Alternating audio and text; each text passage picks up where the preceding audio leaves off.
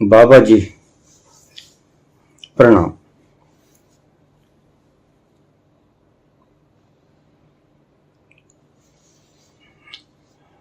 श्रीमद् भगवद गीता में कृष्ण भगवान कहते हैं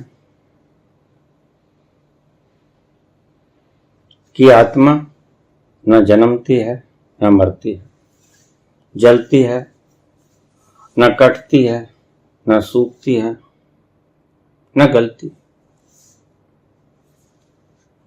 अजन्मा है, अमृत है, यानी जन्म नहीं लेती, मरती भी नहीं, जन्म नहीं लेती, अजन्मा। दूसरी तरफ भगवान कृष्ण कहते हैं वासांसि जीर्णानि यथा विहाय नवानि गृह्णाति नरोपराणि तथा शरीराणि विहाय जीर्णा अनन्यानि संयाति नवानि देह। जैसे मनुष्य पुराने वस्त्रों को, जरा जीर्ण वस्त्रों को त्याग कर नए वस्त्र ग्रहण कर लेता है, वैसे ही आत्मा पुराने वस्त्रों को त्याग कर, पुरानी देहों को त्याग कर नई देह ग्रहण कर लेती है।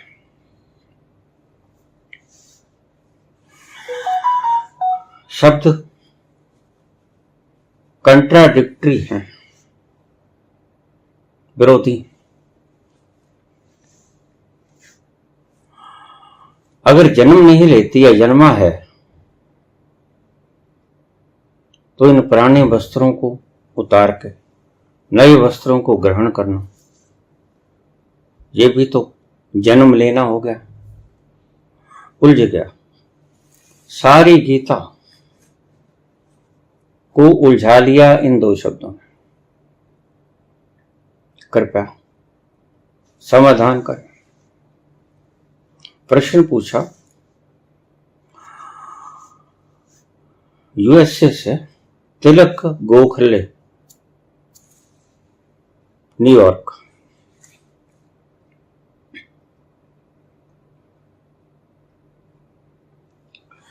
बहुत गहरा सवाल है। मैंने कभी सोचा न था कि यह प्रश्न किसी जिज्ञासु के द्वारा पूछा जाएगा, लेकिन आज पूछ ही लिया गया। मेरी समझ से बाहर था कि इतना गूढ़तम प्रश्न कोई पूछ पाएगा।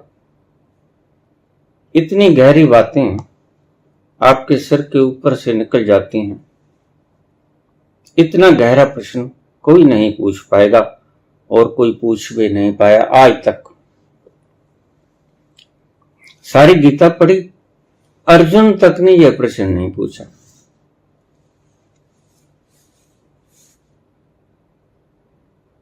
कितने प्रश्न पूछे? 700 श्लोक की गीता है।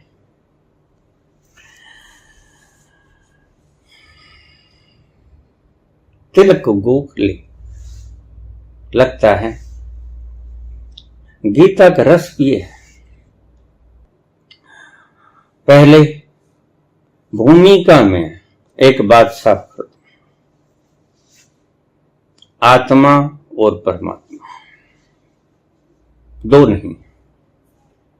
अब आप, क्योंकि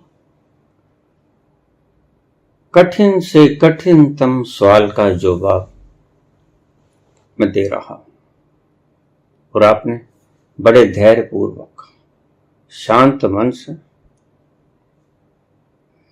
शांत स्थान पर एकांत वक्त में ज्यादा गहरे प्रश्नों के ज्यादा गहरे उत्तर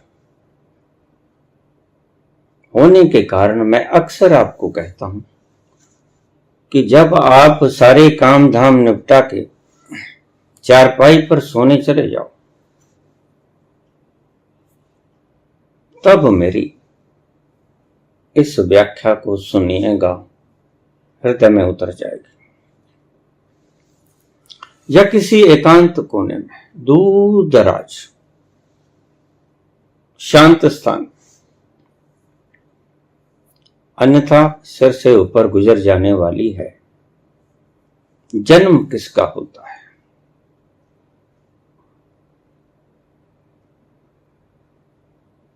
आत्मा को जन्म क्यों लेना पड़ता है? पुराने वस्त्र भी क्यों त्यागने पड़ते हैं? मुश्किल सवाल है थोड़ा, लेकिन समझ आ जाएगा। आत्मा और परमात्मा बहुत लोगों का भ्रम है। कहीं आत्मा कह देते हैं बुद्ध पुरुष, कहीं परम आत्मा कह देते हैं बुद्ध पुरुष। अभी तक भेद किसी ने नहीं बताया। वही गुण आत्मा के, वही गुण परमात्मा के। नित्य है,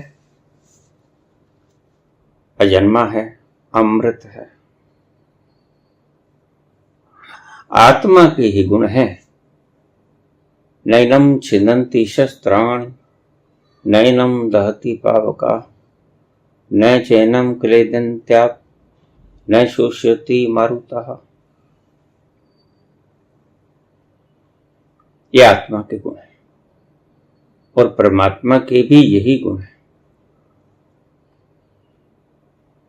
परमात्मा को भी कोई नैनम छिदन्ति शस्त्राण, नैनम दहति पावका, न चैनम क्लेदन्त्याप, न शोष्यति मारुतः। सेम परिभाषा दोनों की। देखिए, जब पानी, समुद्र और पानी की बूंद, हम पूछें इसकी केमिकल फॉर्मूलेशन क्या है, तो आप कहोगे बूंद की chemical formula H2O, 2 hydrogen, 1 atom oxygen का। और ओशन की केमिकल फॉर्मूलेशन आप कहोगे H2O।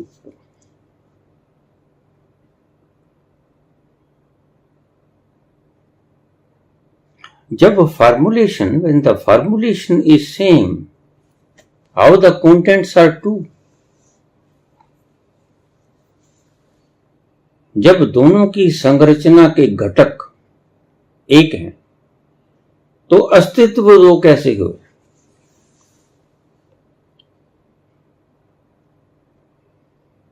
नहीं, अस्तित्व भी एक है। जो समुद्र से जुदा हो गई बूंद, वह भी H2O, और ओशन को वह भी H2O, कोई फर्क नहीं।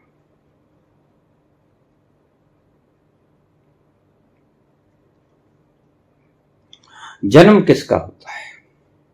मरता कौन?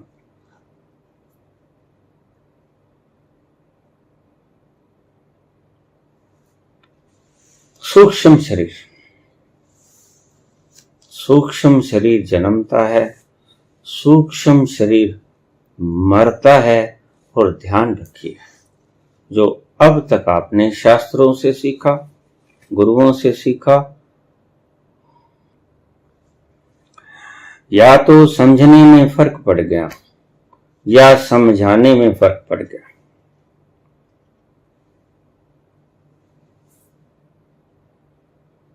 कई बार हम किसी बात को स्थूल रूप से समझा देते हैं और फिर लोग उसमें से मीन मेख निकालते हैं। स्वाभाविक है, लोग आदी हैं शब्दों को पकड़ने का। शब्दों के पीछे का रस उन्होंने कभी जाना नहीं, मजबूर है। ऐसे प्रश्न उठेंगे। मैं जपजी साहब का एक शब्द बोल रहा था,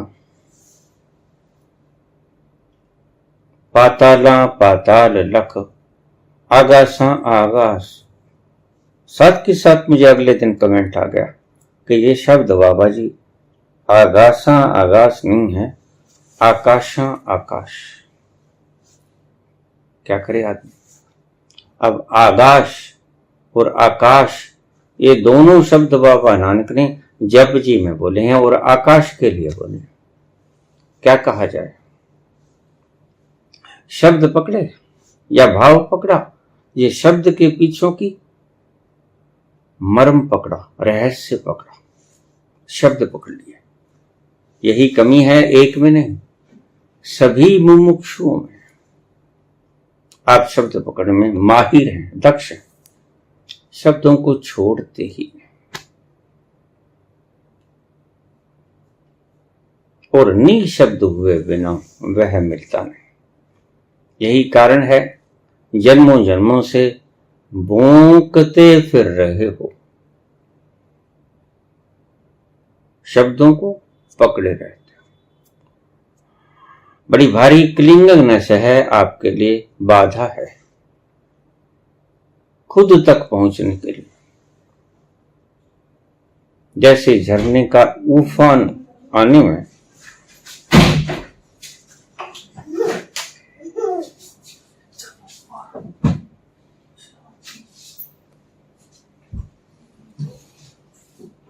पत्थर बाधा बनता है। अगर पत्थर को हटा दिया जाए तो झरना प्रकट था ही, बहने को तैयार था, उफान को तैयार था, इंतजार में था कोई इस बाधा को हटा दे और मैं उफन पड़ूं बाहर।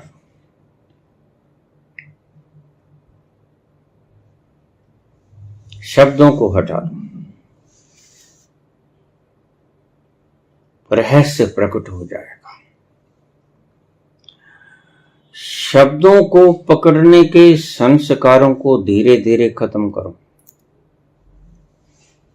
शब्दों की व्याख्या को पकड़ने के संस्कार धीरे धीरे नष्ट करो। दोबारा से आपको सभी शास्त्र पढ़ने पड़ेंगे, क्योंकि आपने और आपके गुरुजनों ने और आपके गुरुओं ने और आपके महाराजों ने आपको शब्दों की व्याख्या ही समझाई है सदा से। शब्दों की व्याख्या के भीतर का मर्म उन्होंने समझाया नहीं, या कह दीजिए कि उन्हें मर्म का पता नहीं। जब तक शब्दों के पीछे का मर्म न समझोगे तब तक बात बनने को नहीं।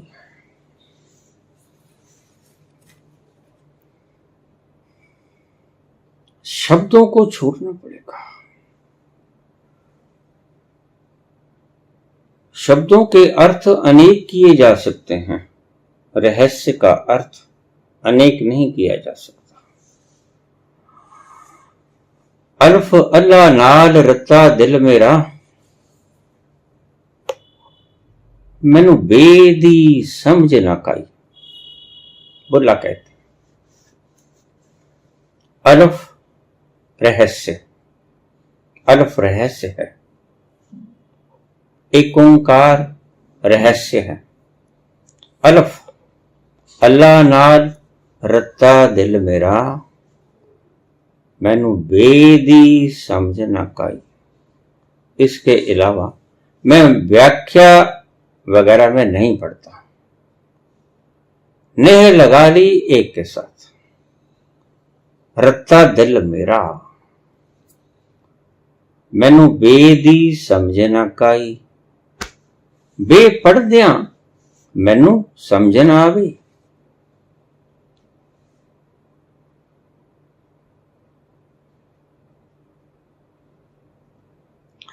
बे पढ़ दिया मैनू समझ ना आवे, गल अल्फ समझाई। अगर अल्फ ने बात समझा दी, एक अल्फ के साथ तुम्हारा दिल लग गया, रहस्य आपको पता चल गया, तो फिर व्याख्याएं आपके लिए व्यर्थ हो जाएंगी।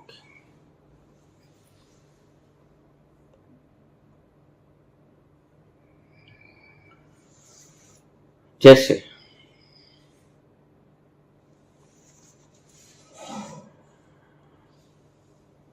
जात न पूछो साधकी,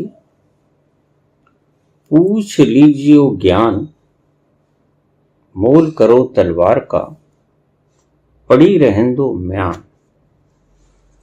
किसी वृक्ष से आप फल तोड़ लेते हो, वृक्ष आपके लिए बेकार हो जाता है।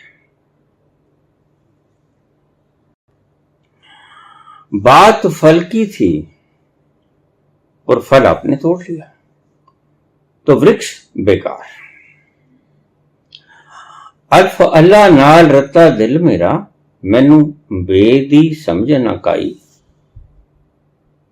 वे कहंदे आ मैनू समझ ना आवे, गल अल्फ समझाई, अल्फ नहीं बता दी सारी बात, और अल्फ ही बताया करता है सारी बात। ये बात भी दिमाग में रख लेना।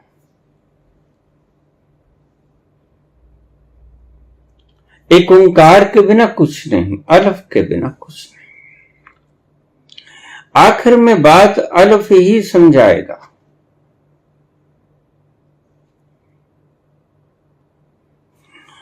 लोग मुझे कह देते हैं कि आप धीमा बोलते हैं,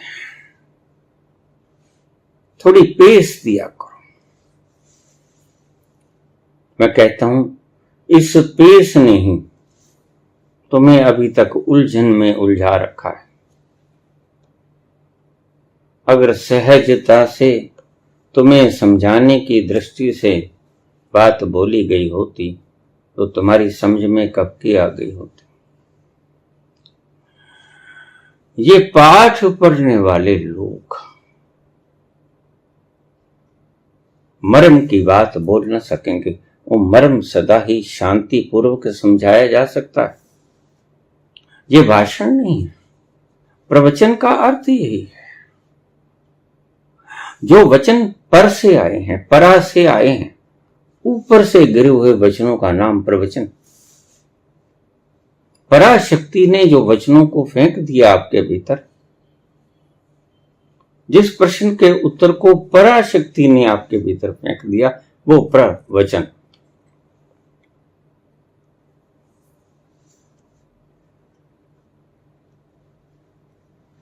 मूल प्रश्न की ओर चले। ये जन्म कौन लेता है? ये मरता कौन है?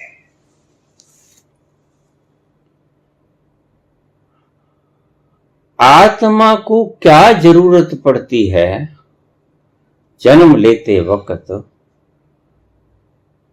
सूक्ष्म शरीर के साथ जाने की, जबकि आत्मा सर्वव्यापक है। अब ये शब्द बहुत गौर से समझने वाले हैं, इसलिए मैं धीमे धीमे आपको समझाने की चेष्टा करूंगा। बात ठीक है, हर दिशा में, ऊपर नीचे, लाखों दिशाओं में, सब जगह, कण कण में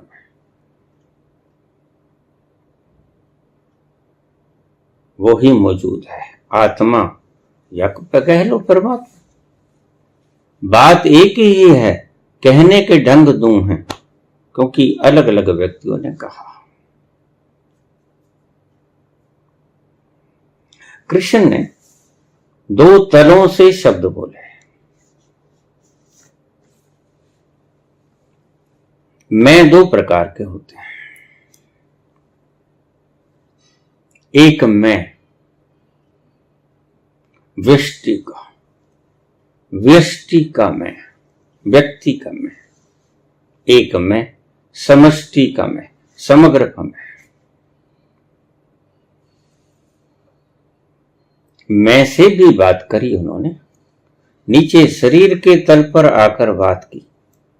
कोशिश की जहां से अर्जुन सुन सकता है वहीं से बोला जाए। पहले ऊंचे तलों से बोला, नहीं समझाया। थोड़ा सा स्टेप डाउन, नहीं। स्टेप ओ डाउन, नहीं। और स्टेप डाउन, नहीं। समझ नहीं आई। प्रश्न पे प्रश्न उठ रहे हैं, क्योंकि समझ नहीं आ रहा, वो प्रश्न करेगा और क्या करेगा। लेकिन कृष्ण इस विकट परिस्थिति में हिम्मत नहीं हारते। पूछने वाला सिर्फ एक व्यक्ति है और एक को ही समझाना है, और इस एक को समझाने से समग्र आने वाली पीढ़ियां समझ जाएंगी। उनका दायित्व समाप्त अगर इस एक को समझा दिया गया।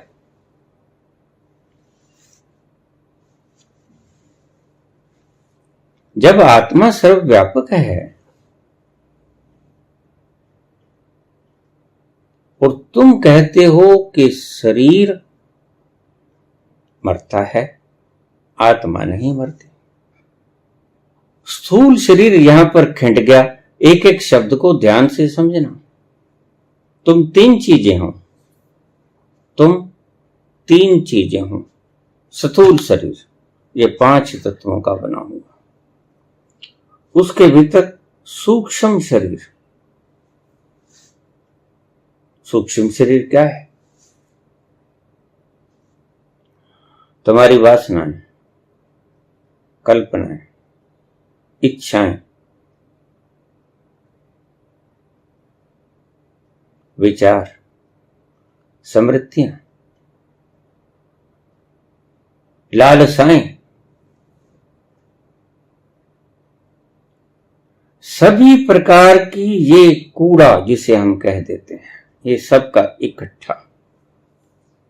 समृद्धियां प्रारब्ध कर्मों की, आज तक के कर्मों की, संस्कार, कर्म फल के भोग,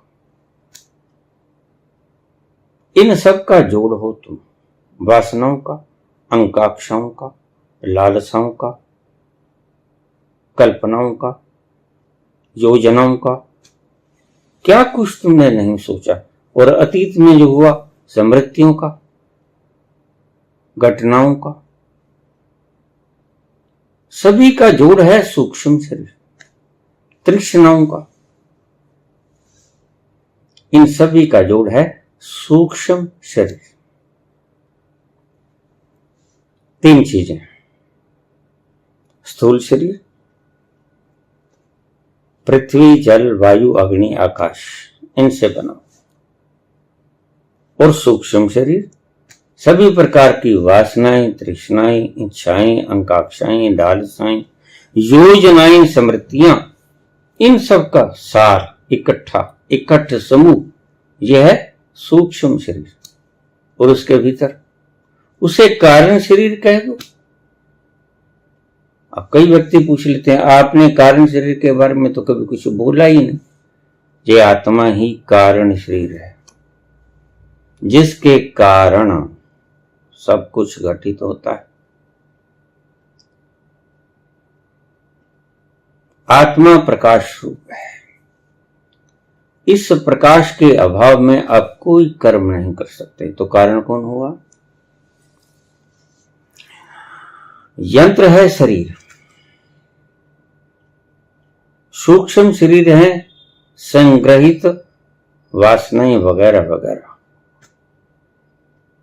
जो आप कर्म करते हैं किसकी मौजूदगी में होता है?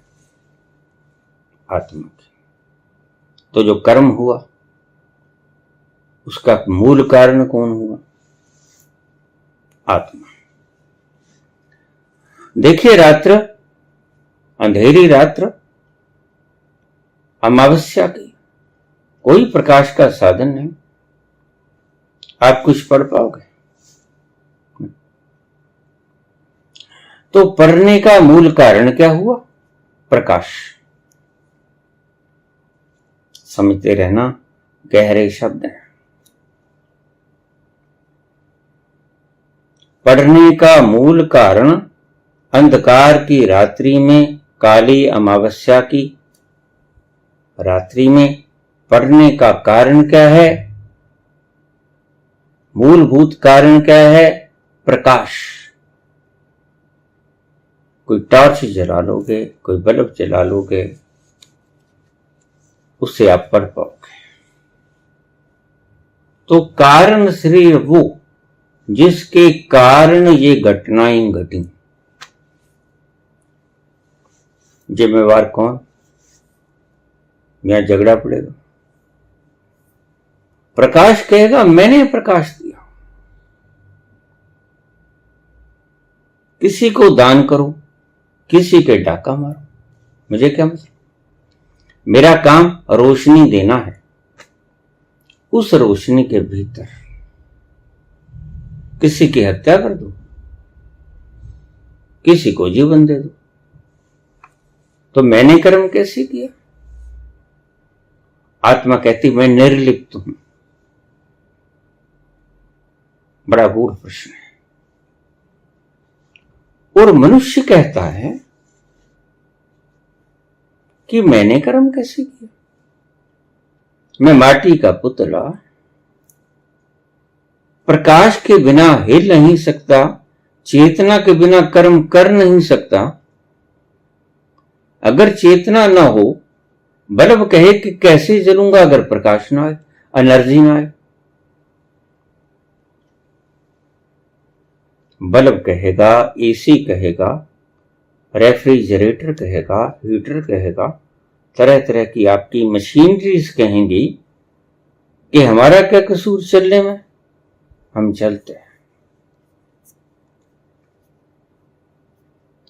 अगर ये एनर्जी ना होती विद्युत की, हम भला जल पाते?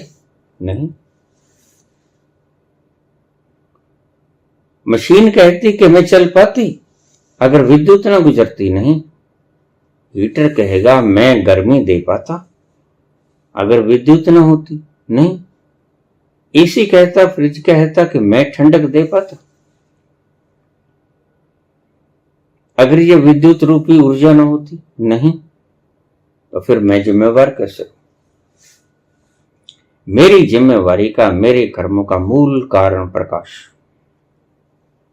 ये झगड़ा हो गया। आत्मा कहती मेरा कोई कसूर नहीं, विद्युत कहती मेरा क्या कसूर है? मैं बल्ब में जाऊंगी, प्रकाश करूंगी।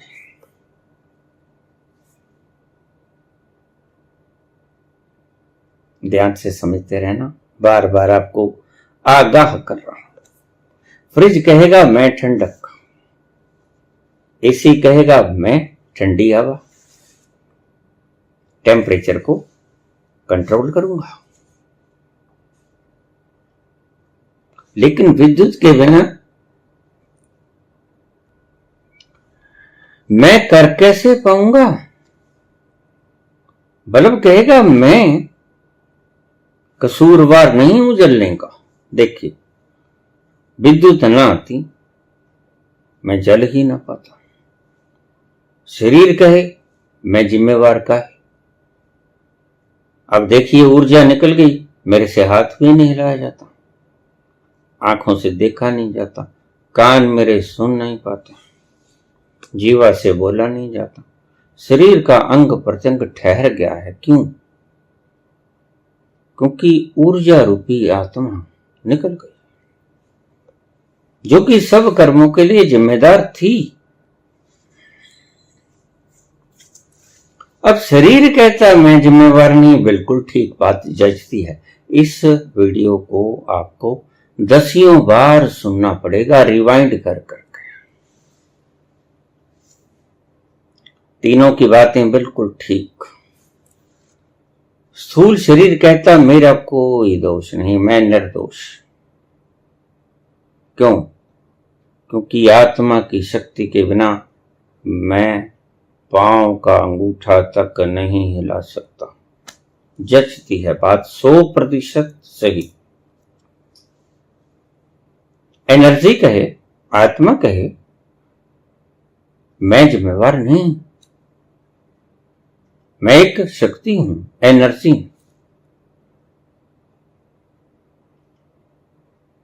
मेरी गुजरती नंगी तार को हाथ लगाओगे तो मर जाओगे। उसी शक्ति को बल्ब में से गुजारोगे तो मैं प्रकाश दूंगी। भरी गर्माइश में 50-52 डिग्री 55 डिग्री एसी चलाओगे तो मैं आराम दूंगी। रात्रि विश्राम दूंगी ठंडी हवाओं।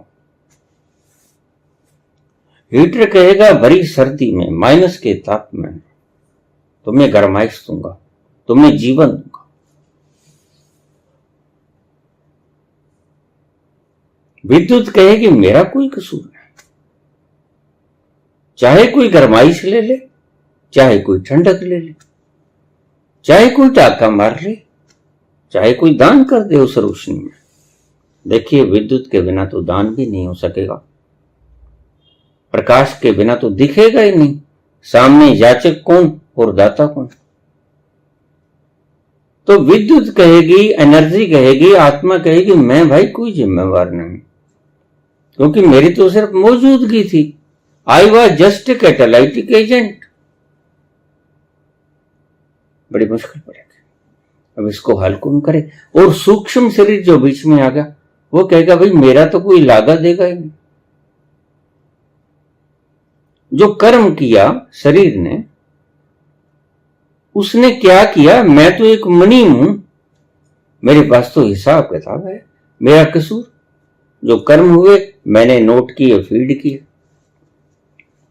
मैं तो एक स्मृतियों का संग्रह मात्र हूं। आपने वासनाएं की, आपने कत्ल वारत की, आपने दान पुण्य किया, आपने खेल कूद की, आपने निंदा चुगली की, आपने हंसी मजाक किया, आपने वासनाएं पाली, आपने संस्कार बनाए, अच्छे कर्म, बुरे कर्म, पाप पुण्य जो भी आपने किए। मैं तो एक मुनीम की तरह, मेरे कंप्यूटर में तो फीड मात्र हैं। मैं कुछ ज्यादा ना फीड कर सकता हूं, ना कुछ छोड़ सकता हूं। फीड करने के लिए मुझे करना ही पड़ेगा। जो कर्म हुआ ये आप फैसला करो, किसने किया? आत्मा कहती मैंने तो नहीं किया। शरीर कहता अगर तुम ना होते तो मैं कर कैसे पाता। मुश्किल पेश है।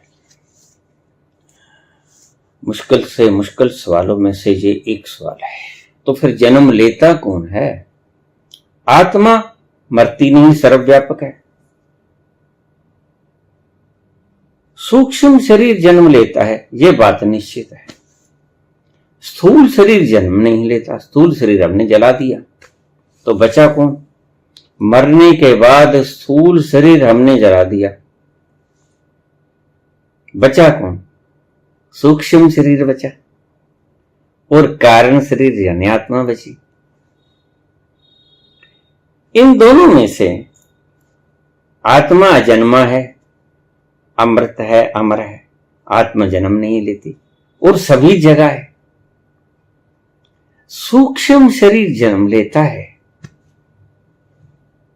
तो फिर आत्मा को साथ में क्यों जाना पड़ता है?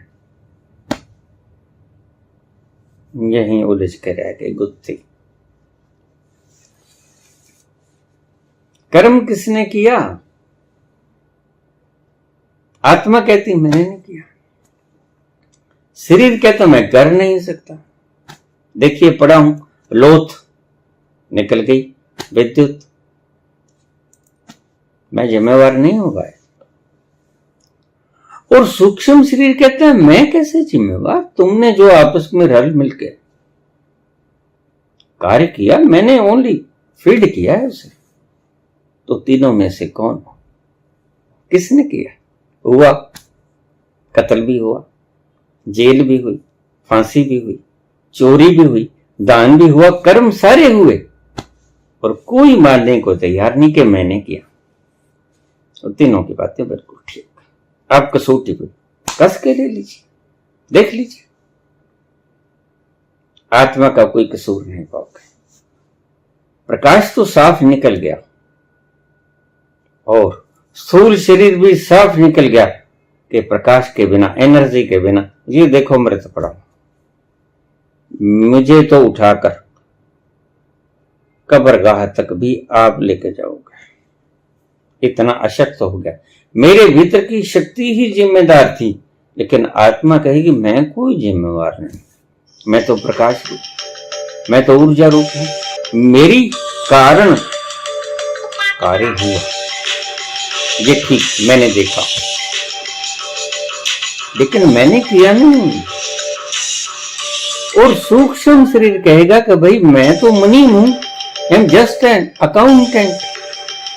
मैंने तो सभी चीजों को नोट किया कि तुमने फला जन्म में ये किया, तुम फला जन्म में ये थे, तुम्हारी स्मृतियां ये कहती हैं, संस्कार ये कहता है, वासनाएं ये हैं, भावनाएं ये हैं, इच्छाएं ये हैं, कल्पनाएं ये हैं, योजनाएं ये हैं, सब एक एक करके हिसाब ले लो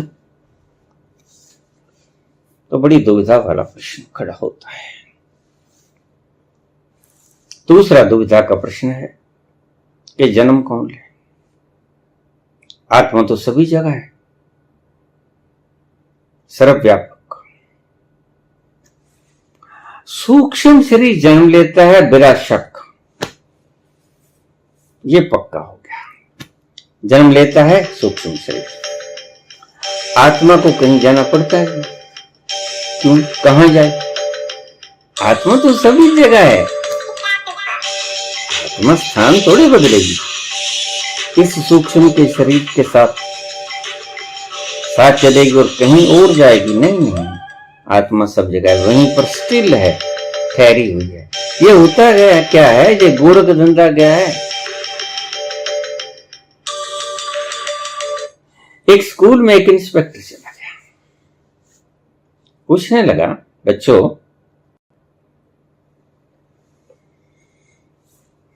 मैं एक प्रश्न पूछूंगा, सिर्फ एक, इम्तिहान अभी 6 महीने बाकी, उस प्रश्न का जो जवाब दे देगा मैं उसे अगली क्लास में बैठा दूंगा, तरक्की दे दूंगा। सिर्फ एक प्रश्न, जो जवाब दे देगा। ठीक, पूछो, बताओ शिव का धनुष किसने तोड़ा था?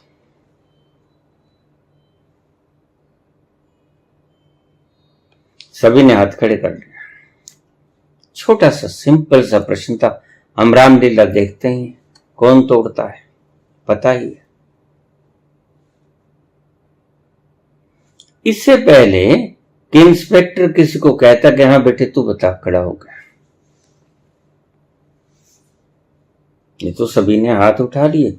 सभी को 7वीं से 8वीं में करना पड़ेगा। अच्छा तू बता। वो हाथ जोड़ रहा था, कांप रहा था। वो कहते हैं इंस्पेक्टर साहब मैंने आपसे एक बात करनी है, जवाब मैं कुछ नहीं देना, जवाब मेरे पास नहीं। और मैंने तो सिर्फ एक बात कही, ये जिन्होंने हाथ उठाए हैं ना, ये सब मेरा नाम लेंगे, उत्तर में पूछ के देख लो। बड़ा हैरान हुआ इंस्पेक्टर। इंस्पेक्टर ने कहा, ये कहा जवाब, ये सभी बच्चे जो हाथ खड़े किए हैं जवाब में नाम मेरा लेंगे कि इसने तोड़ा है शिव का धनुष। मास्टर भोचक का होशो वाश गाय मास्टर से पूछने लगा, इंस्पेक्टर अरे तुम यही पढ़ाते हो, ये क्या कह रहा है? तो मास्टर बोला, देखो जी बात यह है, अब थाने के बताऊं, शरारती तो यही छोरा सा,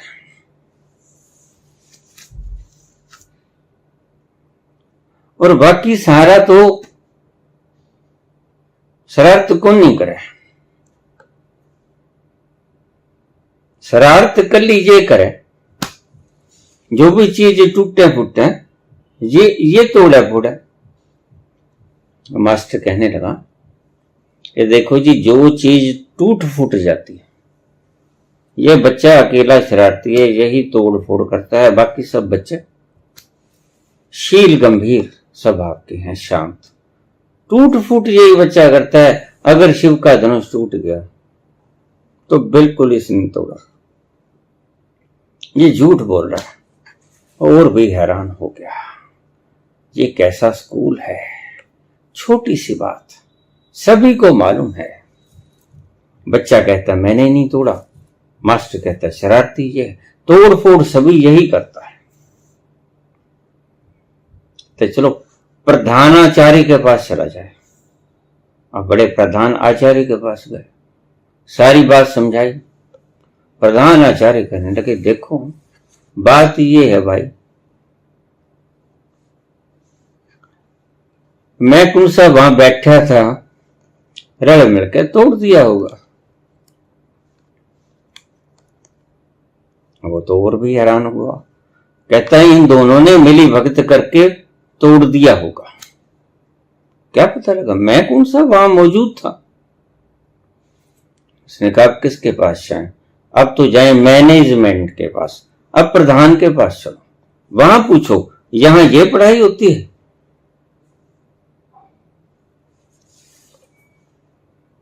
प्रधान के पास गए, जिनके अंडर में ये आता था सारा मैनेज करना, सारी बात समझाई। ऐसे प्रश्न पूछा, तुम ऐसे स्कूल चलाते हो?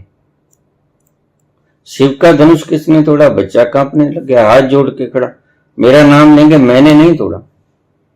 मास्टर कहता देखो जी, जो चीज टूटती फूटती है यही तोड़ता फोड़ता है, और कभी किसी ने कुछ यहां तोड़ा ही नहीं। और फिर हेडमास्टर के पास गया, वो कहता देखिए रल मिल के तोड़ दी होगी, अब क्या किया जाए? वो प्रधान कहता देखो जी, जो टूट फूट होगी होगी, क्या करें, हरजाना में दे दूंगा, जो नुकसान हुआ है वो हम दे देंगे। जो होगी टूट फूट वो तो होगी, हरजाना में दे दूंगा। ऐसे जवाब मिलते हैं आपको शास्त्रों के द्वारा, सिद्धों के द्वारा, गुरुओं के द्वारा, आचार्यों के द्वारा।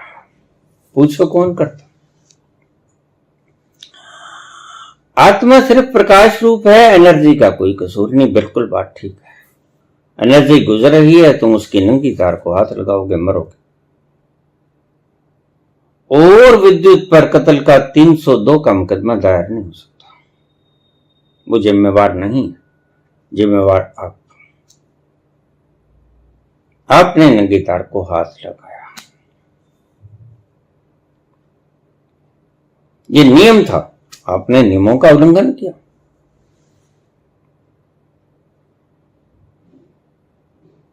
शरीर बिल्कुल ठीक है था, मैं तो 5 तत्व का पुतला हूं, इस शक्ति के बिना माटी का पुतलो कैसे नचत है, इसके बिना नाच नहीं सकता मैं कैसे कसूरवार हुआ? मरने के बाद देख लेना, 4 भाई उठा के मुझे पटकेंगे लकड़ों में, मैं कैसे कसूरवार हूं? और सूक्ष्म शरीर कहेगा मैं तो बिल्कुल ही कसूरवार हूं, मैंने तो हिसाब किताब रखा है इसका, किसने क्या किया नहीं किया बिल्कुल एक्यूरेट, फर्क नहीं पड़ेगा, ये पक्का मुनीम हूं मैं, अकाउंटेंट। और झगड़ा हो जाएगा, कौन फैसला करेगा, क्या है सत्य?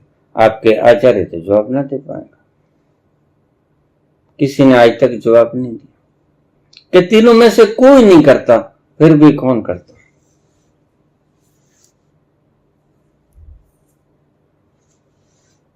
कौन करता है? जन्म कौन लेता है? आत्मा सब जगह सर्वव्यापक है, ये ठीक। सूक्ष्म शरीर जन्म लेता है, लेकिन आत्मा को साथ जाने की आवश्यकता क्या है, जबकि वो सभी जगह मौजूद है। मेरे भीतर भी इस बात का भ्रम था, लेकिन जिस दिन मुझे ज्ञान हुआ, आत्म ज्ञान, एनलाइटनमेंट, रात्रि को मैं सो गया, सुबह मैं 9 बजे के करीब उठा। जब बाहर आया तो मैंने एक अजीब सा नजारा देखा। ये कोई मान्यता नहीं थी, कोई हैलोजिनेशन नहीं थी, कोई मैं हिप्नोटाइज नहीं हुआ था, और लगातार जारी रही और आज भी जारी है। मैं बोल रहा हूं और बोलने के अकृत्य मेरे भीतर हो रहा है। ये दोनों बातें यकसां चल रही हैं। आपको संबोधित भी कर रहा हूं और संबोधित करते हुए इस पुतले को देख भी रहा और संबोधित करते हुए इस पुतले को क्या शब्द बोला सुन भी रहा। सारे कार्य यकसां यक वक्त पर हो रहे हैं, मेरे कारण हो रहे हैं। मैं दृष्टा, जिम्मेवार दृष्टा।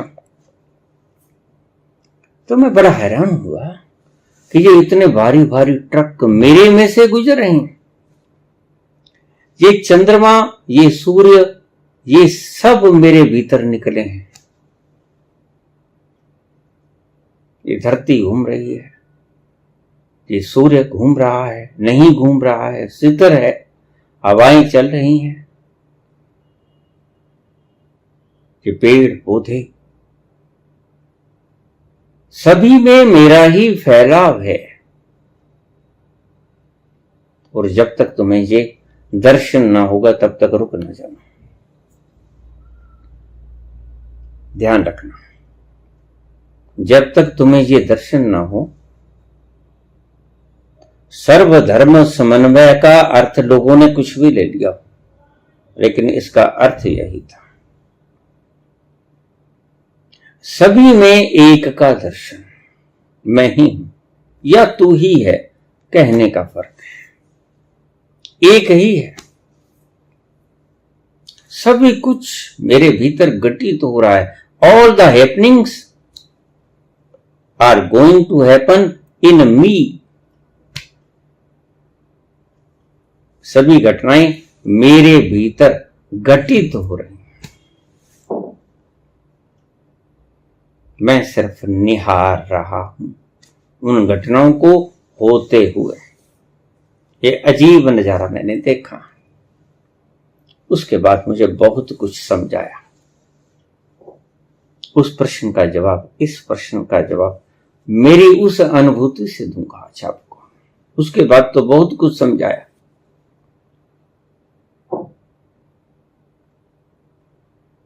कौन करता, किसका जन्म?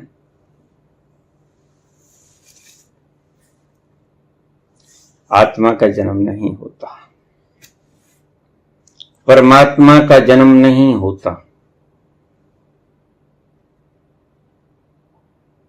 ये जो आपने अवतार बना रखे हैं, ये अवतार ईश्वर के नहीं। आप दुविधा में पड़े रहते हो सारा दिन। भला मछली अपना बचाव नहीं कर सकती जब आप उसे खाते हो? और मत्स्य अवतार सूअर तक को काट देते हो, बराह अवतार।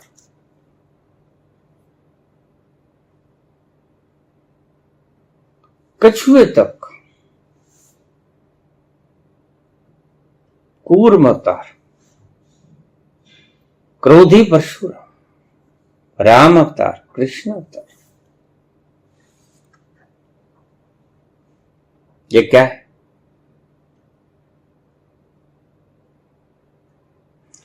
ईश्वर अवतरित हुए, इनके भीतर ज्ञान अवतरित हुआ। मैं कौन? और मैंने कहा कृष्ण के दो दल हैं बोलने के, एक व्यक्तिगत, एक समष्टिगत। जब वो व्यक्तिगत होते हैं तो वो सीधा सीधा संपर्क करते हैं अर्जुन से। हे मित्र, हे पार्थ, हे कुंती नंदन। और जब वो समष्टि में होते हैं तो कहते हैं सर्वधर्माण परित्यज्य माम एकम शरणम व्रज। मुझ एक की शरण में आ जा। यदा यदा ही धर्मस्य ग्लानिर्भवति भारत।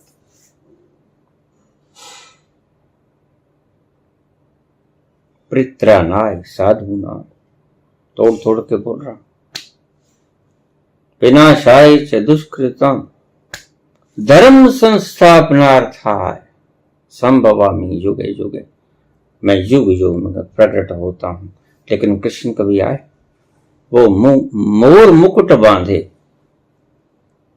कितने लोगों ने उस तल को छू लिया, प्रकाशमान हो, चले भी गए, कुछ हैं, लेकिन कृष्ण कभी मोर मुकुट बांधे फिर आए नहीं आए। लेकिन उनके कहने का अर्थ था कि मैं धर्म की रक्षा करने के लिए किसी न किसी रूप में आता हूं। मैं, क्योंकि कृष्ण समष्टि में विराजमान हो गए, मोक्ष हो गया, बूंद समुद्र में समा गई, समुद्र हो गए। ये कहिए बहुत गहरे में जाएंगे तो बूंद कभी बूंद थी ही नहीं, बूंद सदा ही समुद्र थी। भ्रम था कि मैं जुदा हूं, और इस जुदाई का भ्रम ही उसे दुख देता था। बस आंखें खुल गई, तुम सोए पड़े थे, पता लग गया ये जगत है और मैं जगत को निहार रहा हूं। स्वप्न आ रहा था, टूट गया। ये मात्र एक स्वप्न था कि मैं बूंद और वो समुद्र। बूंद समुद्र से अलग कभी हुई ही नहीं। समझाने के तरीके थे, संत पुरुषों को आपको समझा दिया, लेकिन बूंद कभी अलग नहीं हुई। समुद्र से बूंद कहां अलग होगी, जरा सोचिए। दसों दिशाओं में, जर्रे जर्रे में वो ओशन विद्यमान है। बूंद जाएगी कहां, टूटेगी कहां से और समाएगी कहां, जबकि सभी जगह वो है। सोच के बताइए, आपके पास बुद्धि है। समुद्र सब जगह है। ईशावास्यमिदं सर्वम यत् किंच जगत्याम जगत। जगत के अस्तित्व में जर्रे जर्रे में वो विद्यमान है। अगर आप कहें कि एक जर्रा टूटकर दूसरी जगह पर जाकर फिट हो जाएगा, कैसे हो जाएगा? जबकि मजाक की बात है। जर्रा टूट कैसे पाएगा, ये बताओ पहले आप। जरा टूटेगा नहीं, कहीं नहीं जाएगा, ना टूटेगा ना फिर मिलेगा। ये दोनों ही भ्रम मात्र थे। और भ्रम का अर्थ ब्रह्म सत्यम जगत मिथ्या, जो था ही नहीं। और सपने का कोई अस्तित्व होता है? सपने में तुम राजा हो जाते हो, सपने में तुम कंगाल हो जाते हो, लेकिन जैसे जागते हो तो अस्तित्व था। ये बताओ, अस्तित्व था तो आप जाग गए तो उसके कोई खंड, कोई निशान, कुछ उसकी लाश, कुछ मरे हुए की लाश सपने की कुछ है कहीं? नामो निशान है? कोई पद चाप है? कोई पद चिन्ह है? नहीं है। तो क्या था? ये भ्रम था। अलग नहीं हुए हो तुम सदा ही साथ हो। दुखी हो, सुखी हो, नहीं, तुम्हें पता ही नहीं। बस एक भ्रम ने, एक अज्ञान ने, एक पर्दे ने ढक रखा है सब कुछ। ये वो बातें हैं जो कहने में आती नहीं। याद रखना, मैं कहने की चेष्टा कर रहा हूं। इज नॉट ओनली अननोन, ऐसा नहीं कि जाना नहीं गया, बट आल्सो अननोएबल, अज्ञेय भी है, जाना जा सकेगा नहीं। तो मैं बोलने की कोशिश भर कर रहा हूं। नहीं बोल पाऊंगा, नहीं समझ पाओगे, ये बिल्कुल सत्य है, पहले बता देता हूं। किंतु परंतु करने की चेष्टा ही मत करना, क्योंकि जो समझाया ही नहीं जा सकता उसे समझाने का प्रयत्न मात्र कर रहा हूं। कुछ दूर के इशारे समझ पड़ जाएं तो खुश नसीब, ना समझ पड़े तो ये समझ के चुप हो जाना कि समझ में वो आता ही नहीं। बात भी ठीक है, समझ में वो आता भी नहीं, कैसे समझाएगा, इशारा कैसे समझाएगा। मैं कहता हूं बोरा बोरा, आप इसको पकड़ लोगे, इशारा भी चूक गया ना, शब्द भी चूक गए, कैसे समझो। कोई तरीका नहीं है समझाने का, इसलिए पहले से ही कह देता हूं, शास्त्रज्ञ कटाक्ष करने की कृपा न करें, प्रश्न पूछने की कृपा न करें। इतना बोल पाया इसका धन्यवाद भी मुझे नहीं चाहिए। तुम सुन सको, तुम्हारी खोपड़ी में कुछ कुछ बात आ गई हो तो मैं उतना भी धन्यवादी समझूंगा अपने आप को। आत्मा कभी जन्म नहीं लेती क्योंकि अजन्मा है, और जो जन्मता है वो मरता है। सूक्ष्म शरीर जन्मा है, सूक्ष्म शरीर जन्म लेता है। सभी सिद्धों ने अपने अपने पिछले जन्मों को याद किया स्मृतियों के द्वारा और बताया कि मैं कौन था।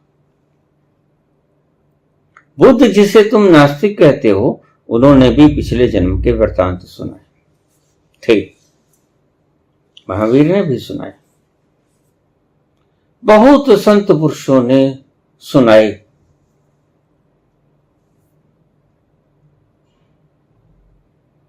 लेकिन सुनाने का अर्थ मात्र सिर्फ ये था कि जन्म हुआ सूक्ष्म शरीर का, सभी जन्मों के संस्कार कर्म वासनाएं संग्रहित होके अगले जन्म में शिफ्ट हो गए। गहरी से गहरी बातें हैं। मैंने पहले भी कहा कि कई बार सुननी पड़ेगी ये वीडियो, फिर शायद आपकी खोपड़ी में कुछ समझ आए।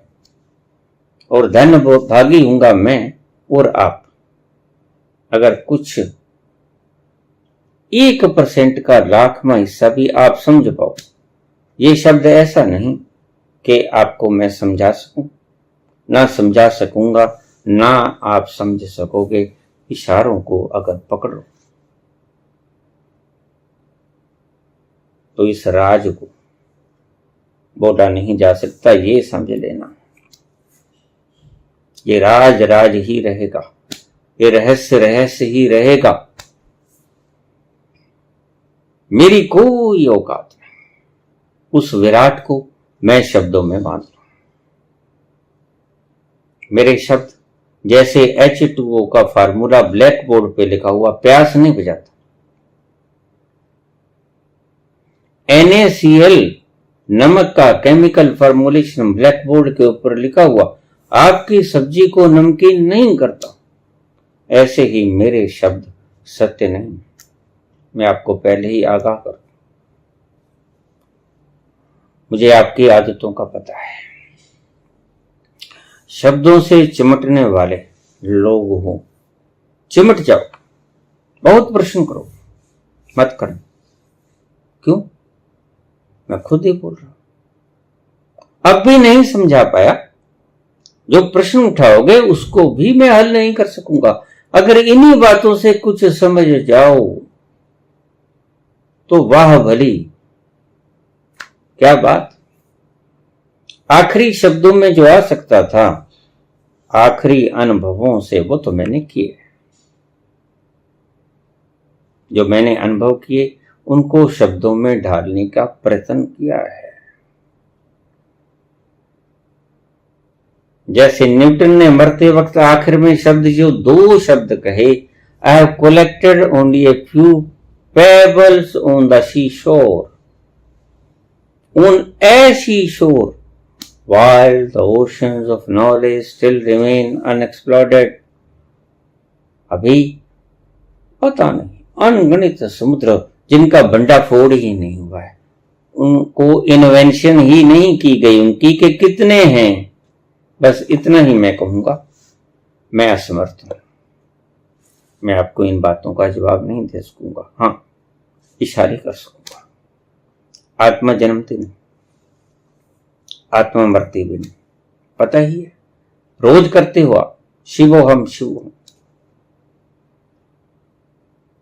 तो दूसरा जो कृष्ण बोलते हैं वो बोलते हैं समष्टि से, अहम त्वाम सर्व पापे भो, मैं तुझे सभी पापों से मुक्त करूंगा।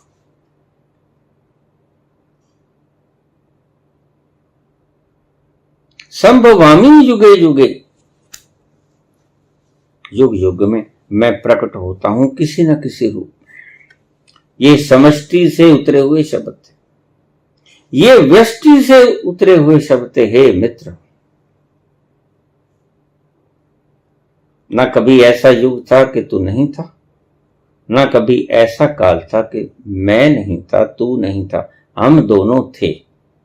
लेकिन मुझे पता है, तुम्हें पता नहीं है। ये व्यष्टि से बोले गए शब्द हैं, समष्टि को देखकर व्यष्टि से बोले गए शब्द ये हैं। और संभवामी युगे युगे, त्वाम सर्व पापेभ्यो मोक्षयिष्यामि मा शुचः, ये जो शब्द हैं ये सीधे सीधे समष्टि से बोले गए, इनमें व्यष्टि का लेश मात्र भी।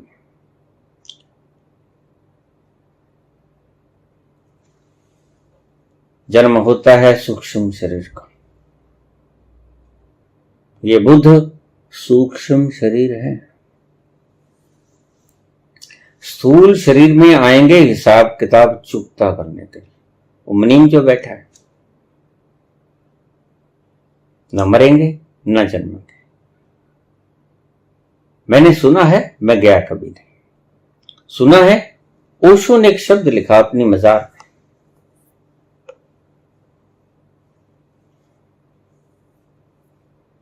कभी जन्मे नहीं, कभी मरे नहीं। सुंदर शब्द, बस सिर्फ आए, इस वक्त से इस वक्त तक इस प्लेनेट पे रहे, नेवर बॉर्न नेवर डाई, न जन्मे न मरे, अजन्मा थे, अमर। शब्द बड़े सुंदर है, सत्य भी है, ठीक लिखा है। मरा जो वह नहीं थे ओशो, ऐसे कृष्ण भी मरे, लेकिन कहां मरे? राम भी मरे, कहां मरे? कबीर नानक भी मरे, कहां मरे? नहीं मरे। तुम भी नहीं मरोगे, तुम कोई एक्सेप्शनल केस नहीं हो, तुम भी नहीं मरोगे। जिस रूप में कृष्ण नहीं मरे, राम नहीं मरे, कबीर नहीं मरे, बुद्ध नहीं मरे, नानक नहीं मरे, महावीर नहीं मरे, उस रूप में तुम भी नहीं मरोगे। तो कौन मरता है? सूक्ष्म शरीर मरता है। और जन्मता कौन है? सूक्ष्म शरीर ही जन्मता है। ये सारे प्रारब्ध कर्म वगैरह इकट्ठे करके ये संस्कार, ये सभी वासनाएं, ये इच्छाएं, ये कल्पनाएं, इन सभी का संग्रह है सूक्ष्म शरीर। यही जन्मता है, यही मरता है। आत्मा न जन्मता है न मरता है।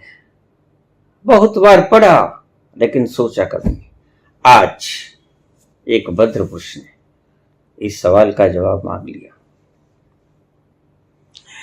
अपने आप में जवाब देने को नहीं था इस सवाल का, कभी ना दे पाता ये जवाब में, क्योंकि मुझे पता है इतना गहरा सवाल आप कर ही नहीं पाओगे। जब जिसने भी किया बड़ा सुंदर सवाल किया, कौन जन्मता है? न आत्मा जन्मता है परमात्मा आत्मा तो बात एक ही है, कहने के ढंग दो हैं। वाटर कह लो, पानी कह दो, आप कह लो, H2O कह लो, शब्द हैं अनेक अपने अपनी भाषाओं। आत्मा परमात्मा same, one and the same thing. आत्मा न मरता है न जन्मता है, फिर कौन मरता है? जो जन्मता है। कौन था, कौन नहीं था? सूक्ष्म शरीर नहीं था, वह जन्मा। धीरे धीरे प्रारब्ध इकट्ठे हुए, कर्मों के कारण और बड़े, योजनाएं बनी, वासनाएं हुई, भोग भोगे, स्मृतियां चली, संस्कार बने, कल्पनाएं बनी, सारा कुछ जुड़ता चला गया। और इन्हीं स्वप्नों को, संस्कारों को, कर्मों को, स्मृतियों को, आगे की भविष्य की योजनाओं को सबका समूह बन गया सूक्ष्म शरीर। वही जन्म लेता है। आत्मा तो साथ जाना पड़ता ही नहीं। जैसे एक आदमी किताब पढ़ रहा है, समझने की चेष्टा कीजिएगा, आपको समझ में आएगा थोड़ा सा मसला। एक आदमी किताब पढ़ रहा है और चल भी रहा है, और सारे प्रकाश है, यानी दिन का वक्त है, तो किताब पढ़ पाएगा ना? पढ़ पाएगा बड़े आराम से। सूरज की रोशनी है, चलता चलता किताब को पढ़ लेगा। लेकिन अगर अंधेरा हो, नहीं पढ़ पाएगा। अगर पढ़ पाएगा तो उसे अपनी रोशनी साथ लेके जानी पड़ेगी। और अगर दिन का उजाला है तो वह चलता भी जाएगा, पढ़ता भी जाएगा। क्यों? क्योंकि रोशनी सब जगह मौजूद है। आत्मा सब जगह मौजूद है, आत्मा साथ नहीं जाती सूक्ष्म शरीर के। सब जगह मौजूद है रोशनी सूरज की, और उस एक की रोशनी सब जगह मौजूद है सूर्य की। इसलिए आपके साथ सूर्य की रोशनी को चलना नहीं पड़ता, सूर्य की रोशनी है। आप चलते चले जाओगे और कुछ भी पढ़ते चले जाओगे, सब कुछ देखते जाते हो जब आप सूर्य की रोशनी में जाते हो। अमावस्या की रात, काली रात, मेघ छाए हुए, तो आपको कुछ भी नहीं, पढ़ भी नहीं सकते, चल भी नहीं सकते। भयंकर रात है, तूफान, अंधेरी रात है, चल भी नहीं सकोगे। क्यों? प्रकाश नहीं। दिन के प्रकाश में सब जगह उजाला है। आत्मा सब जगह है, प्रकाश सब जगह है। एक शरीर से दूसरे शरीर में प्रवेश कर जाओगे। सूक्ष्म शरीर जन्मता है, स्थूल में प्रवेश लेता है, आत्मा तो पहले से ही मौजूद है। आत्मा बीच में प्रवेश नहीं करती, ये ध्यान रखना। अजीब सूत्र है, शायद समझ में आ जाए, लेकिन जल्दी जल्दी समझ में नहीं आएगा। सूक्ष्म शरीर का जन्म होता है और सूक्ष्म शरीर ही भोगों को भोग कर नष्ट होता है। स्थूल शरीर नष्ट होता है, स्थूल शरीर जन्मता है, सूक्ष्म शरीर जन्मता है, मरता है। ये दोनों शरीर जन्मते हैं, मरते हैं। आत्मा न जन्मता है न मरता है। शायद थोड़ा सा समझ गए होंगे मेरी दृष्टि में।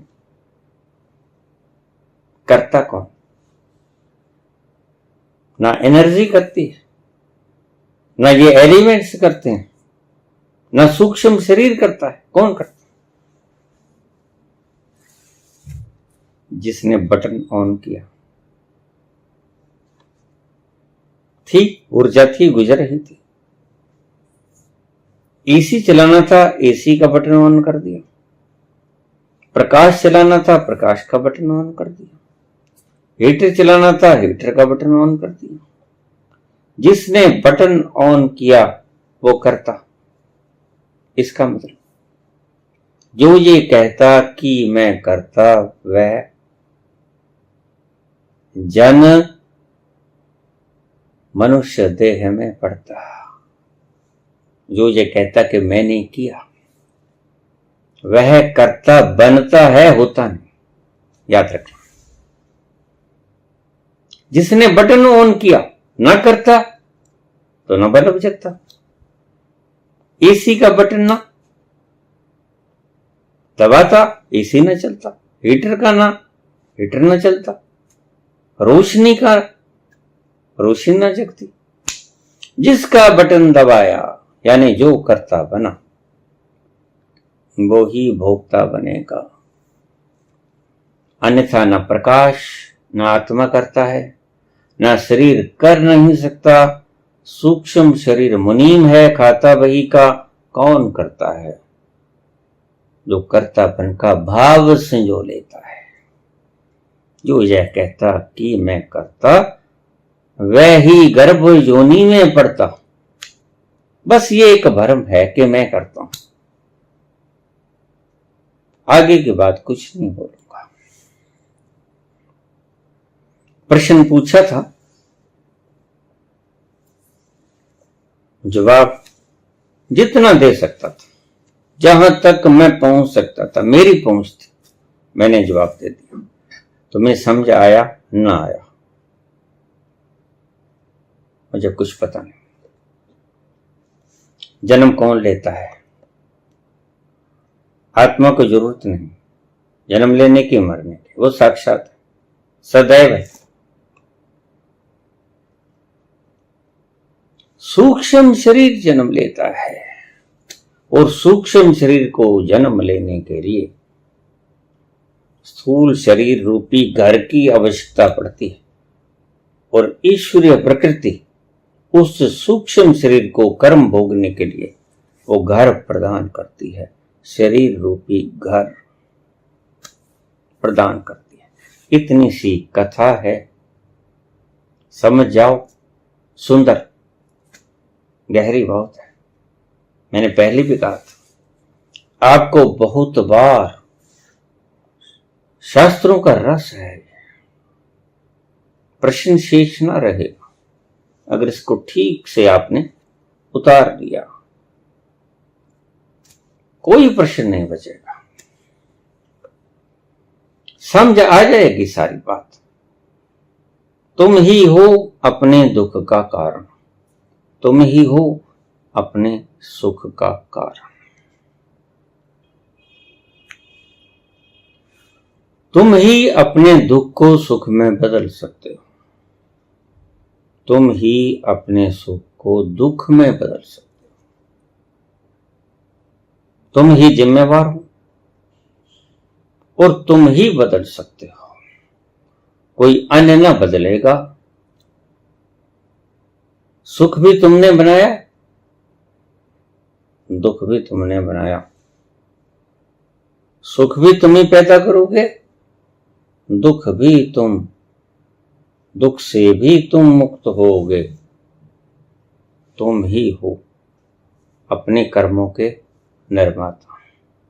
तुम ही कर्ता बनोगे तो भोक्ता भी बनोगे। धन्यवाद।